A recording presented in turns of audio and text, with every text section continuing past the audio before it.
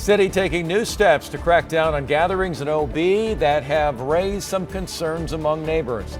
A line of people waiting to get into a local gym that is not supposed to be open. How police are responding this morning. Russia claiming it's approved a coronavirus vaccine. Why some experts are skeptical, and the latest on efforts in the U.S. ABC 10 News at 11 starts now. ABC 10 News at 11 starts now. Good morning to you. Good to have you with us this morning. I'm Jim Patton, and I am joined remotely by my co-anchor Virginia Cha and 10 News meteorologist Megan Perry. Great to see both of you, and we will hear from both of you very shortly. Well, starting today, those who visit Ocean Beach will notice some changes at Veterans Park. This comes after crowds of people have been gathering there at night. ABC 10 News reporter Marie Cornell spoke with local leaders about how the city may enforce the rules. In a few hours, City Council member Jennifer Campbell will officially announce enforcement plans to help with the growing concerns about crowd control in Ocean Beach. This is what's upsetting some people in Ocean Beach. Crowds of people not practicing social distancing and many not wearing masks as they gather Wednesday evenings. We want the people down there to understand that this is our community. You're welcome to be here, but you need to adhere to the social distancing rules that are set up, and you need to respect our community. Since we last talked to Mark Winke, the president for OB's town council, he says they've met with city officials expressing their concerns. He says the city is looking to shut down Veterans Park to help with enforcement. Tuesday morning, we saw crews putting up orange fencing. Mark says the council isn't happy the park is closing, but the silver lining in all this, he says renovations will be done while the park is closed. The council has also been pushing for more education to remind people about following the rules. Mark says he's been told health representatives will be at Veterans Park Wednesday nights to spread the word about the county health guidelines. Mark says he's hopeful that these changes will get people to take the rules seriously so that Veterans Park can reopen again. From Ocean Beach, Marie Cornell, ABC 10 News. Well, meanwhile, a gym in University Heights is open today, letting people work out inside, even though they're not supposed to, according to the latest county health order. ABC 10 News anchor Mary McKenzie explains how San Diego police are handling businesses like this one. Boulevard Fitness in University Heights is open with a line of people wrapped around the building waiting to go inside to work out, even though they're not supposed to. Last week, county supervisors said they would crack down on enforcing health orders. And last week, the district attorney's office slapped a gym owner in Ramona with several misdemeanor charges for staying open. According to the DA's office, Peter San Nicolas, who owns Ramona Fitness Center, now faces 5 charges carrying a $1,000 fine each.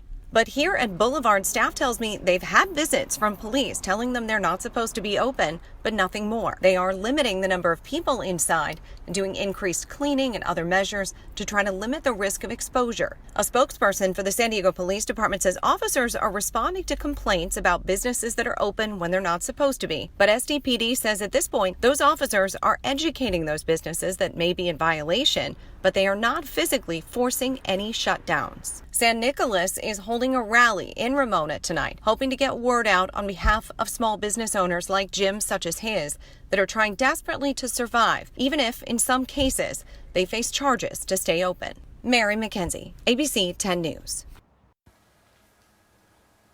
Well, today, San Diego State will talk about the Mountain West Conference decision to delay its fall sports season. So Mountain West fall sports have been postponed indefinitely because of the pandemic, and that includes Aztec football.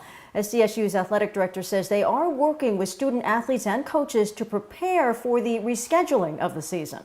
So it's going to be more exciting when it does come back. It's going to be like not having seen a family member or a friend for a long time.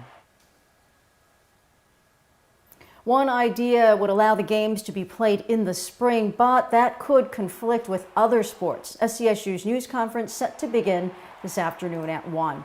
So this morning, Russia announced that it is the first country to approve a coronavirus vaccine, though the world's scientific community is reacting with some skepticism. President Vladimir Putin made the announcement this morning, said one of his daughters has already been inoculated. World scientists say the rush to distribute could backfire after Russia skipped phase 3 trials, and there is no published scientific data to back up Putin's claims. Putin says the vaccine has undergone proper testing and is safe. Russian health leaders say the vaccine provides immunity for up to 2 years. Meanwhile, an update on efforts to develop a vaccine right here in the U.S. On Good Morning America today, Health Secretary Alex Azar said he is optimistic the U.S. will start rolling out a vaccine by the end of the year. We've got now 2 of our 6 vaccines are in phase 3 clinical trials. That's the final stage of clinical trials to prove safety and efficacy. And it will really depend on the speed at which the clinical trials enroll and people are vaccinated and then are exposed to the virus. Azar said it is credible that there could be multiple vaccines ready come December. One question that remains about the step following that is how long it will take to distribute the vaccine to millions of Americans. Now, as Congress still works on a possible relief package, some states are pushing back on executive action taken by the president. ABC's Alex Perchet has more from Washington. We're monitoring regions with the Trump administration pushing an aggressive timeline for states to distribute new $400 weekly unemployment benefits. I think within the next week or 2, most of the states will be able to execute. That's despite many governors saying they can't help pay these benefits under the new terms. This was New York's Governor Andrew Cuomo on a conference call. The concept of saying to states, you pay 25% of the unemployment insurance is just laughable. The president's plan requires states to cover $100, while the federal government is set to contribute $300 of each check.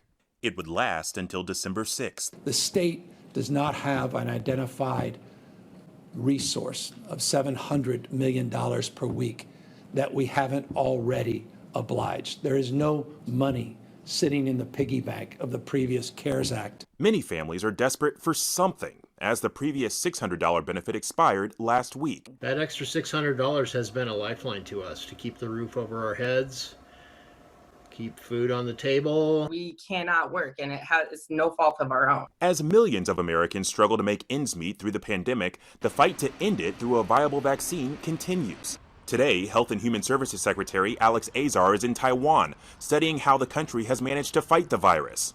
On Good Morning America, he once again said the U.S. can expect a vaccine this December. Alex Perchet, ABC News, Washington. It's been just over 2 months since protests turned to riots in La Mesa, and now the City Council is expected to pick a firm to do a full report on the incident. Back on May 30th, protests were fueled by the death of George Floyd and a controversial arrest in La Mesa. Eventually, there were clashes with police and looting. At tonight's City Council meeting, they will decide on the firm as well as a budget resolution to fund the report. The council estimates the report could be completed by December. Meanwhile, the businesses that were damaged that night are getting some help. This morning, the last round of relief checks were distributed at the La Mesa Spring Center. 35 businesses have received $5,000 in relief distribution. 23 are expected to receive a second check of $3,700, and this is part of the recovery fund set up by the chamber. 12 businesses have said that they didn't need that second check and are asking that their share be given to the business owners who still require some help. Well, Border Protection was busy over the weekend, intercepting 2 smuggling boats in less than 24 hours, confiscating nearly 600 pounds of meth and 900 pounds of marijuana. 6 people were arrested in all. Officials say that the suspects on the first boat made several attempts to collide with authorities. Agents deployed warning shots and ultimately fired several rounds into the suspect's engine to bring it to a stop. The second smuggling boat arrest was much more peaceful.